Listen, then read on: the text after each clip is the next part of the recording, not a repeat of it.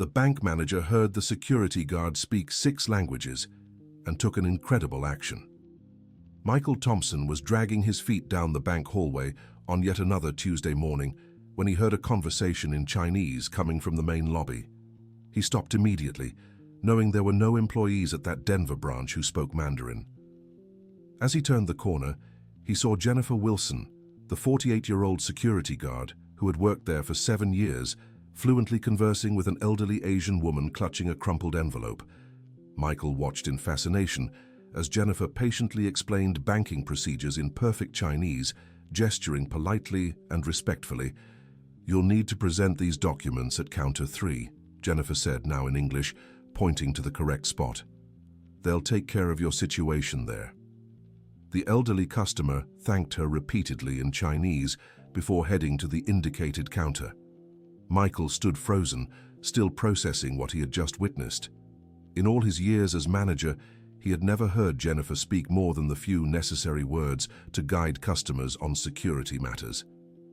Before he could approach her, a middle-aged man with a heavy accent addressed Jennifer in French, clearly lost and frustrated.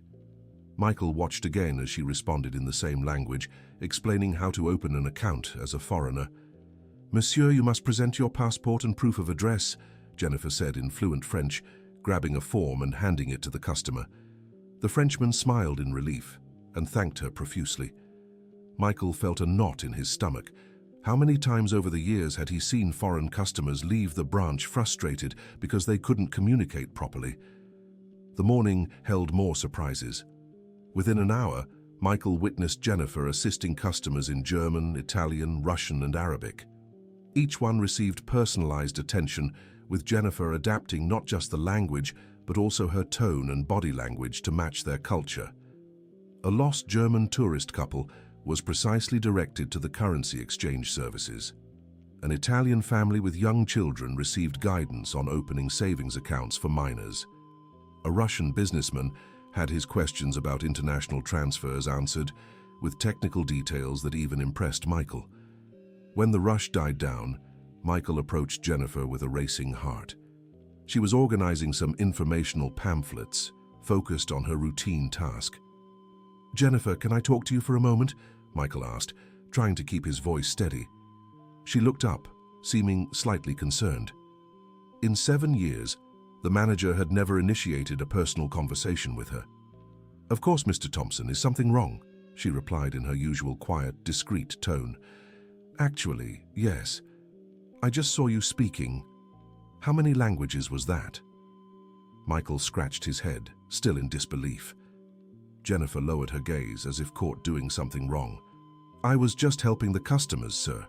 They seemed confused and—" "Jennifer, you spoke Chinese, French, German, Italian, Russian, and Arabic, all in one morning. How is that possible?" Michael interrupted, not with reprimand, but genuine curiosity. "Dear listener, if you're enjoying this story, don't forget to like and especially subscribe to the channel. It really helps us newcomers. Now back to the story." Jennifer took a deep breath as if a weight she'd carried for years could finally be shared. "I have a degree in international relations from the University of Colorado, Mr. Thompson. I also have a master's in applied linguistics. Languages have always come easily to me." Michael felt as if the ground had disappeared beneath his feet. For 7 years, he had treated Jennifer as just another unqualified employee, someone whose job was simply to stand in the lobby and direct customers to the right lines. "But why are you working as a security guard then?" he asked, already dreading the answer. Jennifer looked out the window, watching the street activity before responding. "My husband David became very ill 8 years ago. He was a high school physics teacher, but developed a degenerative neurological condition. The doctors said he'd need special care and expensive medication for the rest of his life." Michael listened silently, feeling a growing tightness in his chest. "I used to work at the Italian consulate here in Denver, translating documents and receiving delegations. The pay was good, but when David got sick, I needed more flexible hours to care for him. Our savings ran out quickly with the treatments. When the security position at the bank opened up, I took it because it was close to home, and the schedule allowed me to be with David when he needed me most. The salary wasn't much, but it was all I could get at the time." Michael remembered all the times he had walked past Jennifer without greeting her, how he'd never bothered to learn her story. A deep shame washed over him. "Jennifer, I didn't know. I'm sorry I never asked about your life." "Don't worry, Mr. Thompson. Everyone has their struggles. I just do my job and go home." "But you're wasting your talent here. With your background, you could be working in the bank's international division, earning much more." Jennifer smiled sadly. "You think I didn't try? When I first started here, I submitted my resume to HR. They told me there were no openings for my profile, and that I should be grateful for the opportunity I had." Michael vaguely recalled seeing operational employees' resumes cross his desk over the years. He'd always dismissed them without reading, assuming people in entry-level roles wouldn't have relevant qualifications. "And you never tried again?" "I tried a few times in the first 2 years, always got the same answer: no suitable positions available. Eventually, I stopped trying. David was getting worse, and I needed to focus on caring for him." Michael ran a hand through his hair, processing the information. An employee with a degree in international relations, a master's in linguistics, fluent in 6 languages, had spent 7 years working as a security guard because no one had bothered to review her qualifications. "Jennifer, I want to help you get a better position here at the bank. I'll speak to the board today." Jennifer's face lit up for the first time in their conversation. "You'd do that? Even after all these years?" "Of course. It's the least I can do. In fact, it's what I should have done long ago." That afternoon, Michael scheduled an urgent meeting with Richard Anderson, the regional director. He prepared a detailed presentation about the wasted talent he'd discovered in his own branch. "Richard, I need to talk to you about an employee of ours who has extraordinary potential for the international division." Richard, a 55-year-old man known for his rigidity, raised an eyebrow. "What are you talking about, Michael?" "I found out today that our security guard, Jennifer Wilson, has a degree in international relations, a master's in linguistics, and speaks 6 languages fluently. I saw her assisting foreign clients flawlessly." "The security guard?" Richard laughed. "Michael, are you joking?" "I'm completely serious. She could revolutionize our international customer service. Imagine how many deals we've lost due to communication issues." Richard leaned back in his chair, clearly skeptical. "Michael, even if this is true, we have clear policies about promotions. Operational staff go through a specific process. We can't just move someone from security to international management." "But Richard, we're talking about someone extremely qualified who's being completely underutilized. This is a waste for the bank. Rules exist for a reason, Michael. If we start making exceptions, where does it stop? Besides, she's been in the same role for 7 years. If she were truly qualified, she wouldn't have taken so long to seek a promotion." Michael tried to explain David's situation, but Richard cut him off. "Personal problems aren't the bank's responsibility, Michael. She chose to accept the security position and must have settled in. I won't set a dangerous precedent. But can we at least do a formal evaluation? Give her a chance?" Richard sighed impatiently. "Michael, you're too emotionally involved in this. Operational staff stay in operations, that's bank policy, period." Michael left the meeting frustrated and heavy-hearted. Now he had to break the bad news to Jennifer, who had likely spent the whole day hopeful about the possibility of change.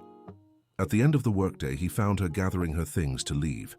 "Jennifer, I need to talk to you." From his tone, she already knew the news wasn't good. "The meeting didn't go well, did it?" Michael shook his head. "The regional director said he can't make exceptions to internal promotion policies. He believes operational staff should stay in operations." Jennifer closed her eyes for a moment, taking a deep breath. "I kind of expected this, Mr. Thompson, but thank you for trying. Don't give up yet, Jennifer. I'll find a way to fix this. You don't have to worry about me. I've gotten used to my situation over the years." But Michael saw the sadness in her eyes and knew he couldn't just let it go. That night, he decided to research Jennifer further. He discovered she had been a university professor before marriage, teaching translation and interpretation. Her academic papers on intercultural communication had been published in specialized journals. Dear listener, if you're enjoying the story, take a moment to like and especially subscribe to the channel. It helps us a lot as we're just starting out. Now continuing. The next morning, Michael arrived early at the bank, determined to observe Jennifer's work more closely. What he saw impressed him even more. She didn't just speak languages fluently. She demonstrated deep knowledge of different cultures, adapting her approach for each client. A Japanese businessman who arrived visibly upset was calmed by Jennifer using communication techniques specific to Japanese culture. She spoke in Japanese, a seventh language Michael hadn't witnessed yet, and resolved a misunderstanding that could have cost the bank an important client. When the businessman left satisfied, Michael approached Jennifer again. "You speak Japanese too?" "I do. Actually, I speak 9 languages fluently and have basic knowledge of 3 others." Michael was speechless.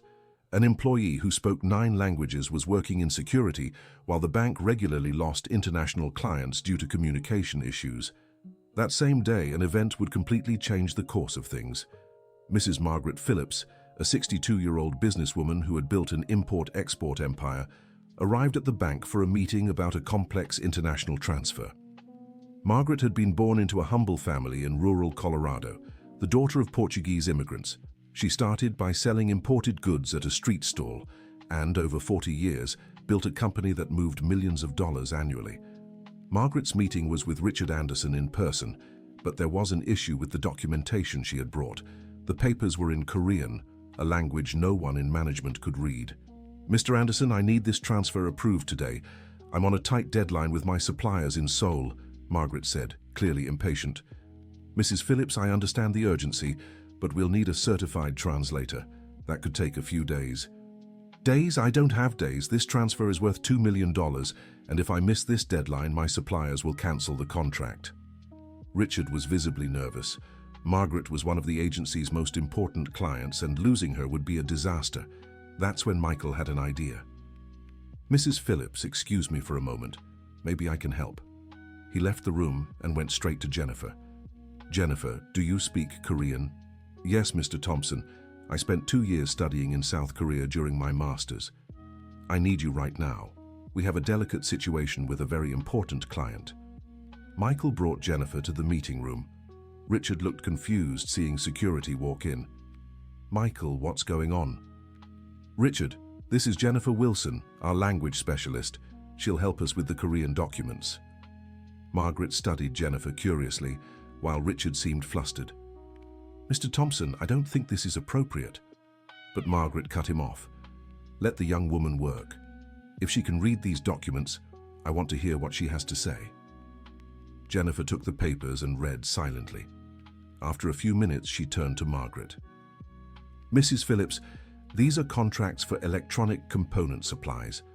There's a specific clause about upfront payment that must be fulfilled within 72 hours to maintain the 15% discount on the total amount." Margaret perked up. "Exactly. That's precisely it.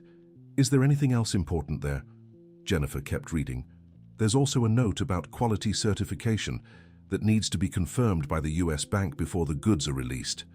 That's standard in Korean contracts for electronic components." Richard and Michael exchanged impressed glances. Jennifer wasn't just translating. She was demonstrating specific knowledge about international trade with South Korea. "Miss, what was your name again?" Margaret asked. "Jennifer Wilson, ma'am." "Jennifer, do you understand banking procedures for international transfers?" "Yes, Mrs. Phillips. I worked with that at the Italian consulate for several years." Margaret turned to Richard with a stern expression. "Mr. Anderson, why is someone so qualified working as security at your bank?" Richard stammered, unsure how to respond.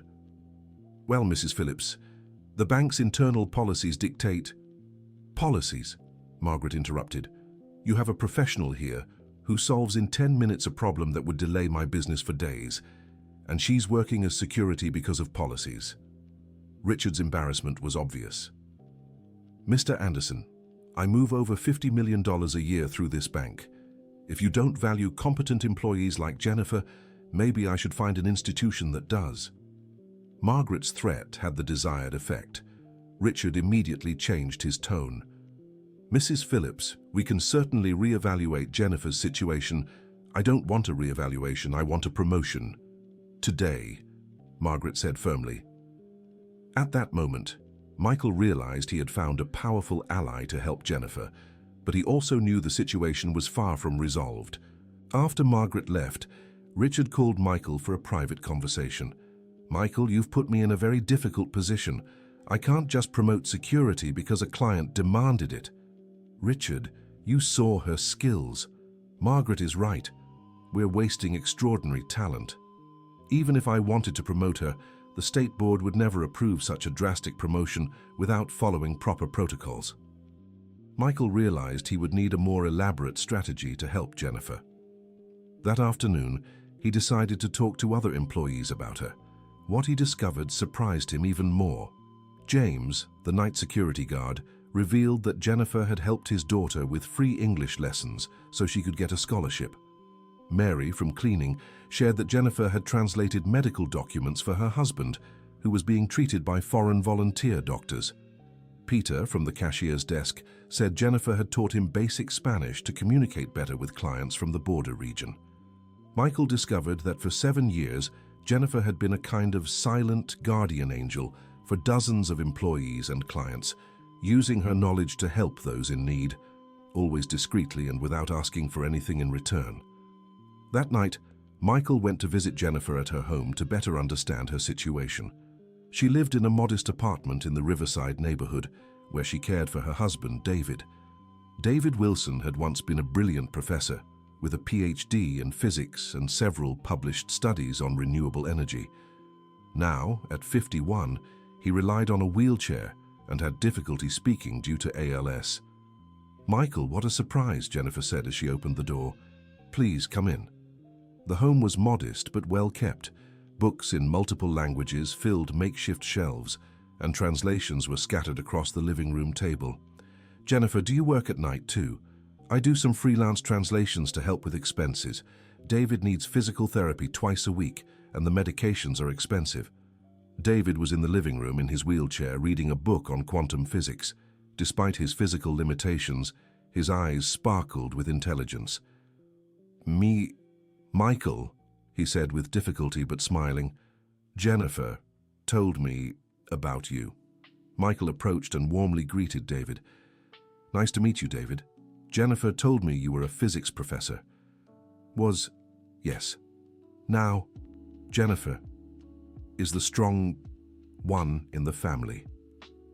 Michael spent 2 hours talking with the couple and was deeply moved by the dignity with which they faced their hardships. Jennifer cared for David with love and dedication, worked 8 hours a day at the bank, and still did translations at night to supplement their income. "Jennifer, why did you never tell anyone at the bank about your situation?" "People have their own problems, Michael. I didn't want to burden anyone with mine." That night, Michael returned home determined to change Jennifer's life, no matter the cost. Dear listener, if you're enjoying the story, please take a moment to like and especially subscribe to the channel. It helps us a lot as we're just starting out. Now, continuing. The next morning, Michael devised a plan. If he couldn't get Jennifer promoted through internal channels, he would create a situation where her skills became absolutely indispensable to the bank. He discreetly began directing all foreign clients to her. Within a week, she had resolved communication issues that had been pending for months, resulting in lucrative contracts that had previously been lost. A German businessman who was about to close his account due to communication issues was won back after Jennifer served him in fluent German and resolved all his bureaucratic problems. An Italian family, looking to invest in real estate in the United States, but was ready to give up due to language barriers, decided to stay with the bank after Jennifer guided them in detail through the procedures, speaking perfect Italian. Michael meticulously documented all these cases, preparing a report that would prove Jennifer's economic value to the bank. But his strategy went further. He discovered the bank was losing bids to provide banking services to consulates and multinational companies precisely because it lacked employees who spoke specific languages. A $2 million bid to serve the Chinese consulate had been lost the previous month because the bank had no employees who spoke Mandarin. Michael presented this data to Richard, but once again faced resistance. Michael, even if your numbers are correct, I can't just ignore corporate policies. The State Board would never approve. What if the State Board itself requested the promotion? Richard laughed sarcastically. That would never happen. They don't even know Jennifer exists. Michael smiled. Richard had just given him the idea he needed. That afternoon, Michael called the State Board's office in Chicago directly. He managed to schedule a meeting with Dr. William Roberts, the executive director, under the pretext of presenting an innovative project for attracting international clients. Dr. William, we've identified an extraordinary opportunity at our branch to increase our share of the foreign client and multinational company market. Go on, Michael, I'm listening. Michael presented all the data he had gathered about lost deals due to communication issues, failed bids due to a lack of multilingual staff, and the growth potential in the international sector. We've identified an unmet demand of roughly $20 million annually just in the Denver metropolitan area. Foreign companies wanting to invest in the United States, but facing language barriers at banks. Dr. Williams seemed interested. And what's your proposal to capture this market? We need a pilot program for multilingual service. I've identified a professional at our branch with the perfect qualifications to lead this project. What kind of qualifications? A degree in international relations, a master's in linguistics, fluency in 9 languages, prior experience at a consulate. She could be the key to unlocking this market for us. Dr. William looked impressed. What position is this professional in currently? Michael took a deep breath before answering. Right now she works as a security guard, but her qualifications are completely underutilized. Security? How so? It's a long story, Dr. William. She had to take that position due to family circumstances, but she has the potential to revolutionize our international service. Dr. William fell silent for a few seconds. Michael, you're telling me we have an employee with a master's degree and fluency in 9 languages working as a security guard? Exactly. And why on earth has no one noticed this before? Michael didn't know how to answer that without compromising Richard. Dr. William, the important thing now is to fix this situation and make use of the potential we have. You're right. I want to meet this employee in person. I'll be in Denver next week. Michael hung up the phone with his heart racing. He had gotten the board's attention, but now he needed to prepare Jennifer for the most important moment of her career. When Jennifer heard about the executive director's visit from Michael, she grew nervous. Michael, what if I don't meet their expectations? What if they find out I'm not as qualified as you said? Jennifer, you're more qualified than most managers at this bank. Trust yourself.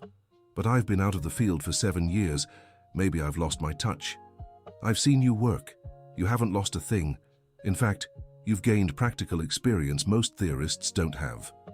The following week, Dr. William Roberts arrived in Denver, accompanied by Dr. Sarah Johnson, the corporate HR director.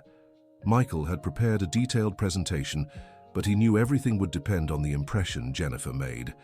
Richard was visibly nervous about the presence of top executives at his branch. He'd spent the entire week preparing reports and organizing the place to make a good impression.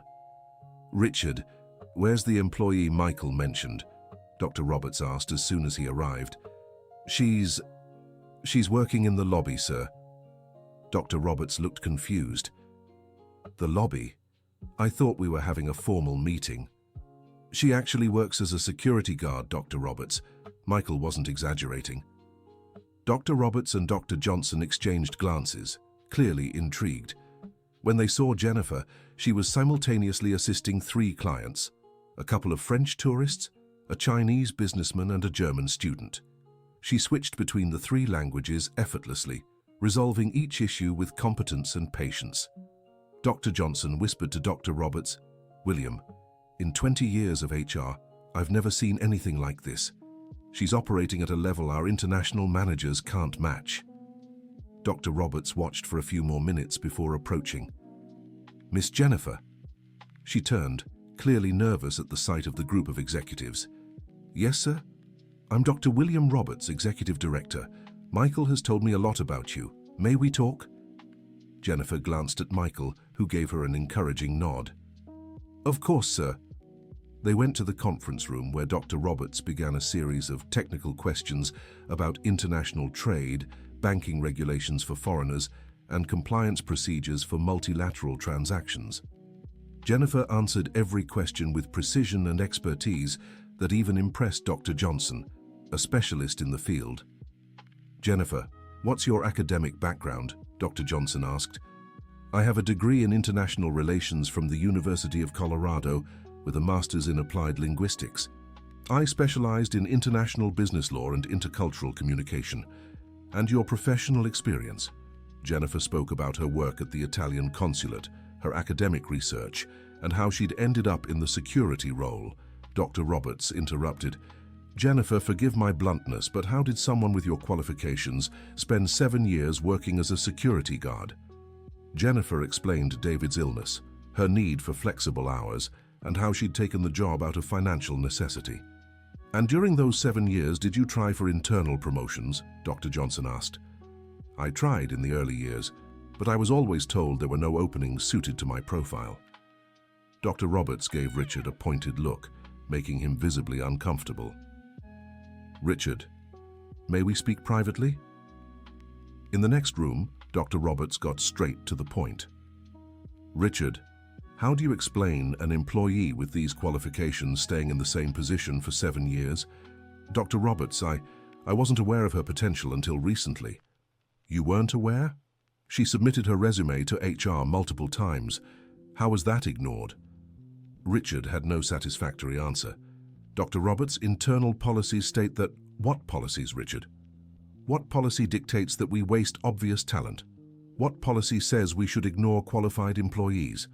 The meeting continued for 2 hours, during which it became clear that Jennifer's situation was the result of managerial neglect and biases related to operational staff. Dr. William made a decision. Jennifer will be promoted immediately to International Relations Coordinator. She will receive a salary matching her qualifications and have the autonomy to develop our multilingual service program. Richard tried to protest. "Dr. William, this will set a precedent." "What precedents, Richard?" "That we'll value competent employees, that we'll utilize the talent we already have. Those are exactly the precedents I want to set." Jennifer was moved, but then raised a point that surprised everyone. "Dr. William, I'm immensely grateful for the opportunity, but I need guarantees about flexible hours. My husband requires special care, and that can't be compromised." Dr. Sarah responded immediately. "Jennifer, we'll create a hybrid work arrangement. You'll work on site when necessary and remotely when possible. Your family responsibilities will be respected." But Dr. William went further.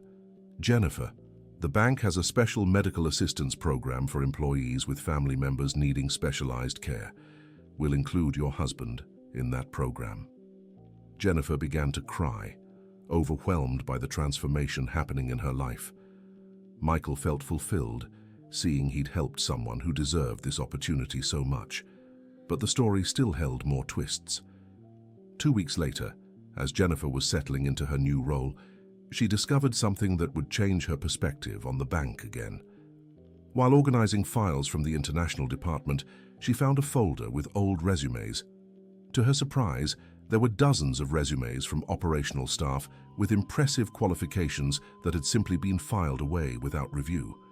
A janitor with a master's in engineering, a receptionist with a degree in economics, a driver specialized in international logistics. Jennifer took this discovery to Michael, who was shocked. "Michael, I'm not the only one. There are so many employees being wasted here. What do you want to do with this information?" "I want to create a program to identify and develop internal talent. I can't be promoted and ignore that others are going through the same situation I was in." Michael admired Jennifer's generosity, but warned about potential obstacles. "Jennifer, this goes against the interests of many managers who feel threatened by change." "Then let's do it right. I'll present a formal proposal to Dr. William." Jennifer spent 2 months developing a detailed plan to restructure the bank's internal development program. She proposed periodic evaluations for all employees, regardless of position, and creating career paths based on actual skills. The proposal was presented at a meeting with the entire regional board. The plan was ambitious, to establish a center of excellence in Denver that would serve as a model for all other branches. Dr. William approved the project, but some directors resisted. Dr. William, this will create instability across the branches. If we start promoting operational staff, it'll set unrealistic expectations for the entire network. But Jennifer had prepared a compelling response. Gentlemen, we're not talking about promoting everyone. We're talking about identifying and utilizing talent that's already with us. This reduces external hiring costs and boosts internal motivation. She presented financial projections showing how the program would pay for itself through increased retention of skilled employees, reduced training costs, and improved service quality. The project was approved for a 6-month pilot phase. During those 6 months, Jennifer coordinated the evaluation of all employees at the Denver agency. The results were surprising. They discovered that Mary, from cleaning services, had a degree in accounting and could work in the tax department. James, the night security guard, had a specialization in information technology.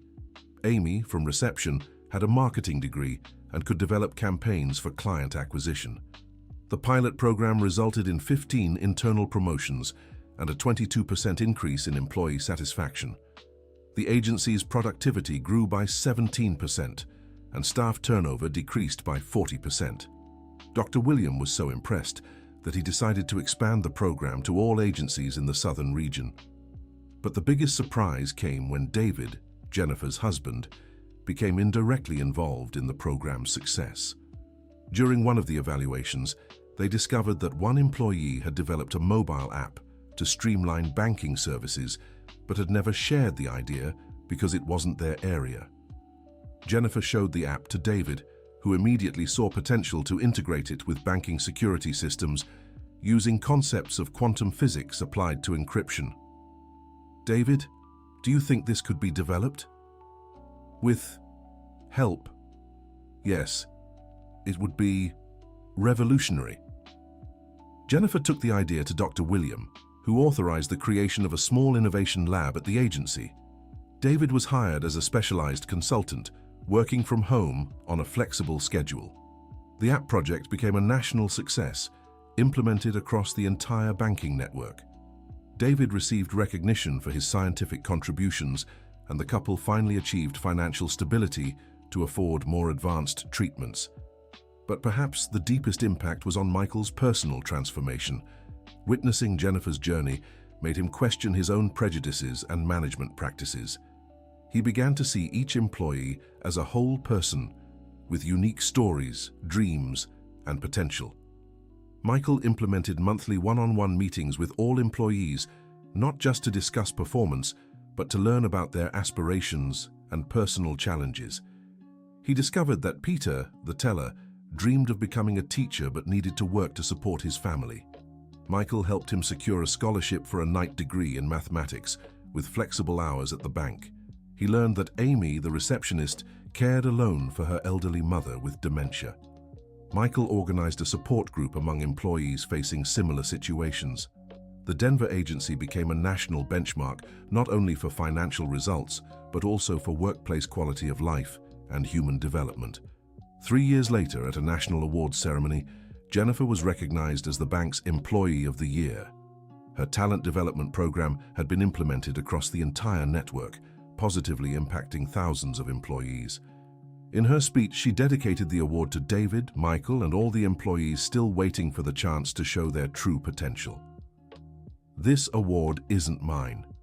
It belongs to every person who was seen, valued, and given the opportunity to show what they're capable of. It belongs to every manager who chose to look beyond job titles and discover the people behind the uniforms. Michael, watching from the audience, was moved as he remembered how he had almost missed the chance to meet one of the most extraordinary people he'd ever known. But Jennifer and Michael's story still held one final unexpected chapter. 5 years after discovering Jennifer's linguistic talents, Dr. William Roberts was promoted to National Director and invited Michael Thompson to take over as Regional Director. Michael's first decision was to appoint Jennifer as his successor in managing the Denver branch. On the day of the inauguration, David Wilson managed to attend the ceremony. Though he still relied on a wheelchair, his treatments had stabilized the progression of his illness, and he had resumed some intellectual activities as a scientific consultant for the bank. During the ceremony, David asked to speak. Jennifer taught me that potential isn't about position, it's about purpose. Michael taught me that leadership isn't about power, it's about people. The audience was moved by David's simple yet profound words. Jennifer, now the manager, kept her desk in the common area of the branch, refusing to isolate herself in a private office. I want to be close to the staff. It was here, talking to people every day, that I learned everything I know about leadership. She implemented a revolutionary policy. Once a month, she worked in different areas of the branch, as a teller, at reception, even cleaning, to stay directly connected to all aspects of the bank. Employees loved the swap days because they could speak directly with the manager about their ideas and concerns.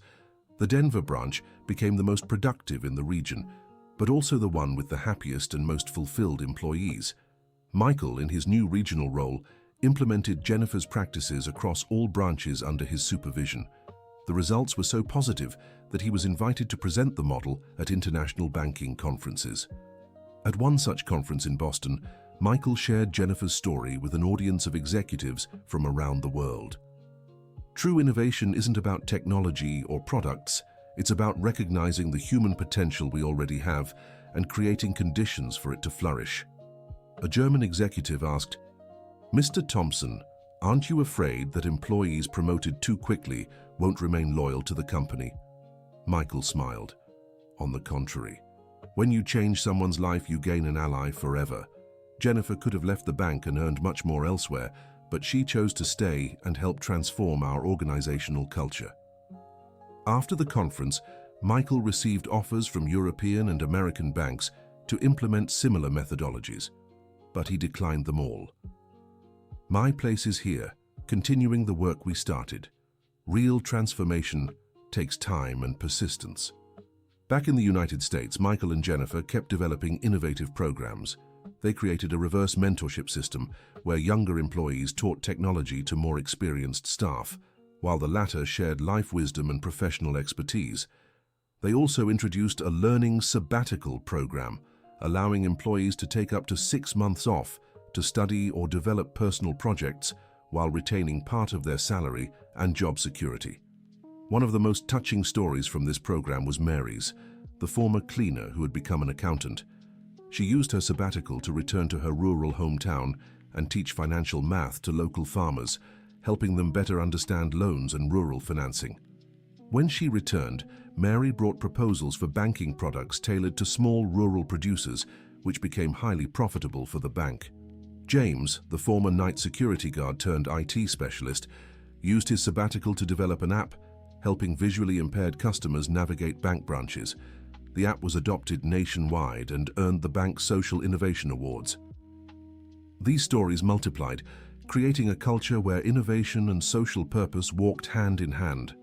David, despite his physical limitations, became a respected consultant in banking innovation. His research on quantum cryptography, applied to financial transactions, placed the American bank at the forefront of global digital security. In an interview for a specialized magazine, David said, "The illness took away my movements, but it gave me perspective. I learned that physical limitations don't limit intellectual potential." Jennifer framed that interview and placed it on her desk, next to a photo from the day David received an international award for his scientific contributions. 10 years after that morning when Michael first heard Jennifer speak Chinese, they found themselves in a situation they could never have imagined. Jennifer had become the regional deputy director, responsible for innovation and human development. Michael was the national director, internationally recognized for his human-centered management practices. David had published a book on resilience and innovation that became a global reference. But perhaps the most important indicator of their journey's success was something else. The bank had become the most desirable employer in the American financial sector, not because of the salaries, which were competitive but not the highest, but because of the organizational culture they had created. Employees from other banks requested transfers to work in branches where people were seen as people, not as resources. Universities sent students to intern and study the Denver model of banking management. Governments from other countries invited Michael and Jennifer for consultations on public service innovation. Yet they remained faithful to the principles they had discovered in that first conversation. Human potential is the most valuable resource of any organization, and leadership's role is to create conditions for that potential to flourish. One December morning, exactly 10 years after discovering Jennifer's talents, Michael walked through the lobby of the main branch when he heard a new employee speaking Arabic with a Syrian refugee client. He smiled, remembering how a similar scene had changed his life a decade earlier. He approached the employee after she finished assisting the customer. "What's your name?" "Layla, sir. Sorry if I did something wrong." "On the contrary, Layla. You did something extraordinary. What languages do you speak?" "Besides English, I speak Arabic, French, Spanish, and Portuguese, sir." Michael took out his card and handed it to her. "Layla, would you like to have lunch with me tomorrow? I'd like to hear more of your story." Layla was confused but agreed. The next day, over lunch, Michael learned that Layla was a Syrian refugee with a degree in civil engineering who had arrived in the United States 3 years earlier and had only been able to find receptionist jobs due to language barriers and credential recognition issues. "Layla, how about we start a new project, a specific program to integrate qualified refugees into the banking system?" Layla's eyes filled with tears. "You would do that? We'll do it. Together. You, me, Jennifer, and our whole team." Once again, Michael was about to change a life and be changed in the process. That afternoon, he called Jennifer. "Jennifer, I found our next transformation story." "Tell me everything." "She's a Syrian refugee, an engineer, working as a receptionist. Remind you of anyone?" Jennifer laughed on the other end of the line. "I remember an international relations graduate who worked as a security guard." "Exactly. And remember what happened when someone decided to truly see that person? It changed her life, the lives of dozens of others, and transformed an entire company." Ready to do it again, always. And so the story of transformation that had begun with Jennifer would continue with Layla, and then with many others still waiting for the opportunity to show their true potential. Michael had learned that leadership isn't a title. It's a daily choice to look beyond appearances and believe in the best in people. Jennifer had discovered that resilience isn't about enduring hardships, but turning obstacles into opportunities to grow and help others grow. David had proven that physical limitations don't restrict intellectual contributions and that purpose can transcend any adversity. Together, they had created something greater than a successful bank. They had built a model for how organizations can be transformative forces in people's lives. The end of the story. Now, tell me what you thought of this inspiring story of perseverance and recognition. Do you believe Jennifer made the right decisions by accepting help and later using her position to help others? Leave a comment sharing your thoughts and where you're watching from. If you know similar stories of talents discovered later in life, share them with us. Don't forget to like this video to help us grow and, most importantly, subscribe to the channel so you don't miss other heartwarming stories like this one.